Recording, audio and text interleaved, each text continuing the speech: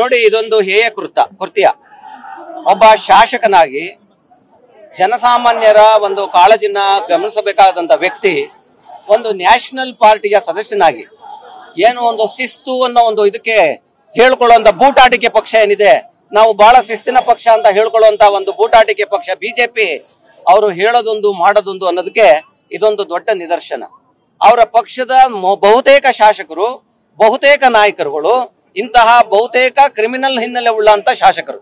ಅದರಲ್ಲಿ ಮುನಿರತ್ನ ಅಂತ ಶಾಸಕ ಇಷ್ಟು ಒಂದು ಕೆಟ್ಟ ಒಂದು ಪರಿಸ್ಥಿತಿಗೆ ಇಳಿದಿದ್ದಾರೆ ಅಂತ ಅಂದ್ರೆ ಹನಿ ಟ್ರಾಪ್ ಮಾಡೋದಕ್ಕೆ ಶಾಸಕನೇ ಇಳಿದಿದ್ದಾನೆ ಅಂತ ಅಂದ್ರೆ ಇದಕ್ಕಿಂತ ದುರ್ದೈವ ಬೇರೆ ಯಾವುದೂ ಇಲ್ಲ. ಅದ್ರ ಜೊತೆಗೆ ನೀವೆಲ್ಲ ಹಿಂದೆ ನಿನ್ನೆ ಮೊನ್ನೆ ಎಲ್ಲ ರಾತ್ರಿ ಎಲ್ಲ ಮೀಡಿಯಾದಲ್ಲಿ ಬಂದಿದ್ದ ಸಾಕಷ್ಟು ನಾವು ಇದನ್ನೆಲ್ಲ ನಾವು ನೋಡಿದ್ವಿ. ಅವರ ಪಕ್ಷದ ವಿರೋಧ ಪಕ್ಷದ ನಾಯಕನಿಗೆನೆ ಇವತ್ತು ಏಡ್ಸ್ ಪೇಷಂಟ್ ಇಂದ ಬ್ಲಡ್ ತೆಗೆದು ಅಲ್ಲಿಗೆ ಇಂಜೆಕ್ಟ್ ಮಾಡೋದಕ್ಕೆ ಹೋಗಿರುವಂತ ಒಂದು ಪರಿಸ್ಥಿತಿ ನಿರ್ಮಾಣ ಆಗಿದೆ, ಶಾಸಕ ಮಾಡಿದ್ದಾನೆ ಅಂತ ಅಂದ್ರೆ ಇದಕ್ಕಿಂತ ಗೌರವಾದಂತ ಅಂದ್ರೆ ಎಲ್ಲಿ ಊಟ ಹಾಕ್ತಾರೋ ಅವ್ರಿಗೇನೆ ಹೋಗಿ ಒಂಥರ ಕಚ್ಚಕ್ ಹೋಗಿರೋ ತರ ಮಾಡಿದ್ರೆ ಇದು ಅಲ್ಲಿಗೆ ಎಷ್ಟು ಮಟ್ಟಿಗೆ ಬಿಜೆಪಿ ಪಕ್ಷದವ್ರು ಇವ್ರನ್ನ ಸಮರ್ಥನೆ ಮಾಡ್ಕೋಬೇಕು ಅಂತ ಸ್ವಲ್ಪ ಯೋಚನೆ ಮಾಡ್ಬೇಕು. ಯಾಕೆ ನಾನು ಹೇಳ್ತಾ ಇದ್ದೀನಿ ಅಂತ ಅಂದ್ರೆ ಮೋದಿ ಬರೀ ಭಾಷಣದಲ್ಲಿ ಮಾತ್ರ ಹೇಳ್ತಾರೆ, ಆದ್ರೆ ಯಾವುದನ್ನು ಕಾರ್ಯಗತಗೊಳಿಸಲ್ಲ ಅನ್ನೋದಕ್ಕೆ ಇದೊಂದು ದೊಡ್ಡ ಉದಾಹರಣೆ. ಒಬ್ಬ ಹನಿ ಟ್ರಾಪ್ ಮಾಡೋ ಅಂತ ಒಂದು ಹೇಯ ಕೃತ್ಯಕ್ಕೆ ಒಬ್ಬ ಶಾಸಕ ಹೋಗ್ತಾನೆ ಅಂತ ಅಂದ್ರೆ ಅದರಲ್ಲೂ ಸಾಕಷ್ಟು ಹಗರಣಗಳಿದಾವೆ. ಈಗ ಆಲ್ರೆಡಿ 2 FIRಗಳು ಆಗಿದೆ, ಇನ್ನ ಮುಂದಿನ ದಿನಗಳಲ್ಲಿ ಸಾಕಷ್ಟು FIRಗಳು ಬರ್ತವೆ. ಯಾಕೆಂತಂದ್ರೆ ಈಗ ಜನಕ್ಕೆ ಭಯ ಇದೆ, ಅವ್ರ ಮೇಲೆ ಆತಂಕ ಇದೆ. ಹೊರಗಡೆ ಬಂದ್ರೆ ನಮ್ಗೆ ಏನ್ ಕಾದಿದ್ಯೋ ಅನ್ನೋ ಒಂದು ಗುಂಡ, ಯಾಕೆಂದ್ರೆ ಗುಂಡಾ ಶಾಸಕ ಅವರು. ಸೊ ಅದರಿಂದ ಅವ್ರಿಗೆ ಇವತ್ತು ದಿವಸ ಈ ಕೇಸು ಇದನ್ನ FIR ಆಗ್ಬೇಕು, ಕಂಪ್ಲೇಂಟ್ ಕೊಡ್ಬೇಕು ಅನ್ನೋ ಇದು ಕೂಡ ಇಲ್ಲ, ಪ್ರಮೇಯ ಕೂಡ ಇಲ್ಲ. ಯಾಕೆಂದ್ರೆ ಅವ್ರು ಮಾಡಿರುವಂತ ಕೃತ್ಯಗಳು ಸೋಮೋಟೋ ಕೇಸ್ ರಿಜಿಸ್ಟರ್ ಮಾಡ್ಕೊಳ್ಳೋದಕ್ಕೆ ಅರ್ಹತೆ ಇರುವಂತ ಕೇಸ್ಗಳು ಇವು. ಆದ್ರಿಂದ ನಾನು ನಮ್ಮ ಹೋಮ್ ಮಿನಿಸ್ಟರ್ಲಿ ಮತ್ತೆ ಮುಖ್ಯಮಂತ್ರಿಗಳಲ್ಲಿ ನಾನು ಕೇಳ್ಕೊಳ್ತೀನಿ, ದಯವಿಟ್ಟು ಈ ಕೇಸಸ್ನ ಇದನ್ನು ಗಂಭೀರವಾಗಿ ಪರಿಗಣಿಸಬೇಕು. ಈಗ ಆಲ್ರೆಡಿ ಪರಿಗಣಿಸಿದ್ದಾರೆ, ಆದ್ರೆ ಇದು ಸಾಲದು, ಇನ್ನ ಹೆಚ್ಚಿನ ರೀತಿಯಲ್ಲಿ ಪರಿಗಣಿಸಿ ಅವರ ಹಿಂದೆ ಏನೇನು ಮಾಡಿದ್ದಾರೆ ಅದನ್ನೆಲ್ಲಾನು ಕೂಡ ತನಿಖೆ ನಡೆಸಬೇಕು. ಅದಕ್ಕೆ ಆದಂತ ಒಂದು ತನಿಖಾ ತಂಡನ SIT ಇಂದ ರಚನೆ ಮಾಡಿ ಆ ಶಾಸಕನ ವಿರುದ್ಧ ಏನೇನು ಎಲ್ಲೆಲ್ಲಿ ಮಾಡಿದರೆ ಅನಾಹುತಗಳು ಅದನ್ನೆಲ್ಲಾನು ಕೂಡ ಕುಲಂಕುಷವಾಗಿ ಪರಿಶೀಲಿಸಿ ತಕ್ಕ ಒಂದು ಶಿಕ್ಷೆ ಕೊಡಬೇಕು.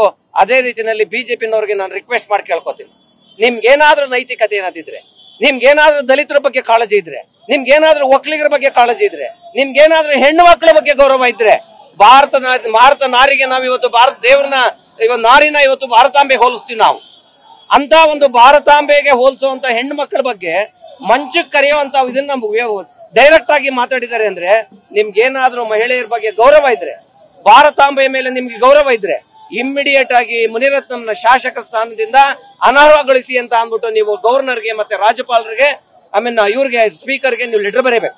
ಅವನ್ನ ಈಗಲೇ ಕೂಡ್ಲೆ ಅವ್ರನ್ನ ಪಕ್ಷದಿಂದ ಉಚ್ಚಾಟನೆ ಮಾಡಬೇಕು. ಇಲ್ಲ ಅಂದ್ರೆ ನಿಮ್ದು ಕೂಡ ಅದೇ ಧೋರಣೆ ಅಂತ ಇಡೀ ರಾಜ್ಯದ ಜನ, ಇಡೀ ದೇಶದ ಜನ ತಿಳ್ಕೊತಾರೆ ಅಂತ ನನ್ನ ಅನಿಸಿಕೆ. Thank you.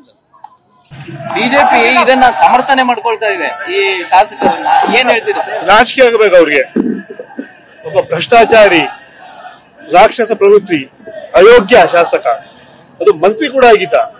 ಇಂತಹ ಹೀನ ಕೃತ್ಯ ಮಾಡೋದು ಇಡೀ ಸಮಾಜ ತಲೆ ಕೆಲಸ ಮಾಡ್ತಾರೆ. ಈಗ ರಾಜಕಾರಣಿಗೆ ಒಂದು ತಾತ್ಸಾರ ಬರುತ್ತೆ ಜನರಿಗೆ. ಇವತ್ತು ನಾನು ಕೇಳ್ತೀನಿ ಭಾರತೀಯ ಜನತಾ ಪಾರ್ಟಿ ಅವ್ರಿಗೆ, ಯಾಕೆ ಇಲ್ಲಿ ಹೋಗಿ ನೀವು ಎಕ್ಸ್ಪೈರ್ ಮಾಡಿಲ್ಲ? ಅವ್ರಿಗೆ ಯಾರ ಮೇಲೆ ಅವ್ರ ಮೇಲೆ ಆಕ್ಷನ್ ತಗೊಂಡಿಲ್ಲ?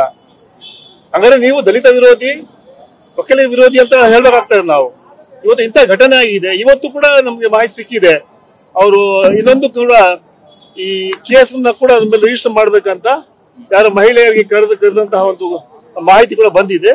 ನಿಜವಾಗ್ಲೂ ರಾಷ್ಟ್ರೀಯ ರಾಜಕಾರಣಿಗಳು ಇರಬಾರ್ದು. ಇಂಥ ಘಟನೆ ತೀವ್ರ ಖಂಡಿಸ್ತೀವಿ ನಾವು. ಈಗಾಗಲೇ ಅರೆಸ್ಟ್ ಮಾಡಿದ್ದಾರೆ, ಆದ್ರೆ ಹೆಚ್ಚಿನ ರೀತಿಯಲ್ಲಿ ಈಗಾಗಲೇ ಅವ್ರ ಮೇಲೆ ಹಳೆ ಕೇಸ್ಗಳಿದೆ.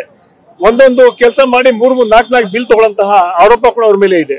ಅಂತಹ ಹೀನ ಕೃತ್ಯ ಮಾಡಂತಹ ಮುನಿರತ್ನ ಅವ್ರ ಮೇಲೆ ಕೇಸ್ ಹಾಕ್ಬೇಕು. ಈಗಾಗಲೇ ಹಾಕಿದ್ದಾರೆ, ಅದನ್ನ ಅವ್ರನ್ನ ಎಕ್ಸ್ಪೆಲ್ ಮಾಡಬೇಕು, ಆಮೇಲೆ ಡಿಸ್ಕ್ವಾಲಿಫೈ ಮಾಡ್ಬೇಕಂತ ಒತ್ತಾಯ ಕೂಡ ನಾನು ಮಾಡ್ತೇನೆ.